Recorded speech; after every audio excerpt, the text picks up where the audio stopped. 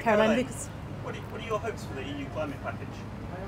My hopes for the EU climate package are that the EU really do take a leadership role. Sometimes it feels like we're in two completely parallel universes. On the one hand, we have the scientific reality that's telling us that we need to reduce emissions, by 80% by 2050, at least 30% by 2020, more, in fact, much more. And yet in the political reality, we're having more and more compromises, more and more the industry lobby is achieving more and more strength. So I think the real thing that I hope is that MEPs will recognise that literally there is an immense responsibility on all of us in the decisions we make over the coming months, and we absolutely have to show real leadership and make sure that the decisions we make are ones that will safeguard the climate.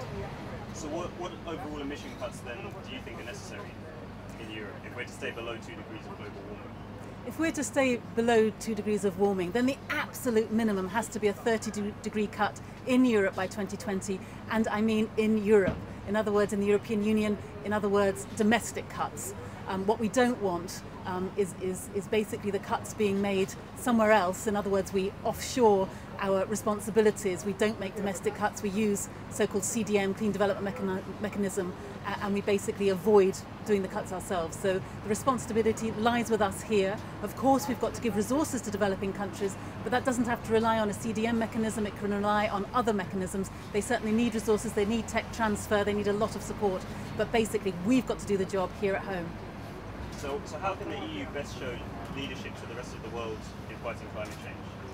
Well, as you'll know, there are a package of measures on the table for decision just literally over the next few months. One on renewable energy, one on the emissions trading system, one on so-called effort sharing. And what we need is for the EU to have a consistent and ambitious message through all of those pieces of legislation. We need to go to the next climate meeting in Poland, and then after that in Copenhagen, with a really strong leadership, demonstrating that we are serious about this, because we can't expect developing countries to really start to make changes in their economies unless we show the way. We're overwhelmingly responsible for the climate change that's happened to date. That means our responsibility is overwhelming as well.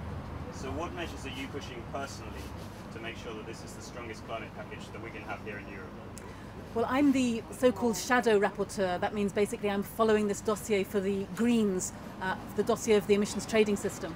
So that's the one that my focus is on. And what I'm trying to achieve there is for a start off to change the target to an automatic 30% reduction by 2020, not the 20% reduction that is there at the moment. I want to make sure that all of the allocation is through auctioning, that we don't give companies windfall profits. I want to make sure that there isn't any increase at all. I would love to decrease, in fact, the amount of Clean Development Mechanism, these basic offset mechanisms that are there at the moment. So those are key measures that I really want to push through, and really hope that colleagues will listen to and join me with it as well. Well, thank you, Caroline. Good luck, and thanks for taking the call. Thank you so much. Can I ask you to just hold the phone?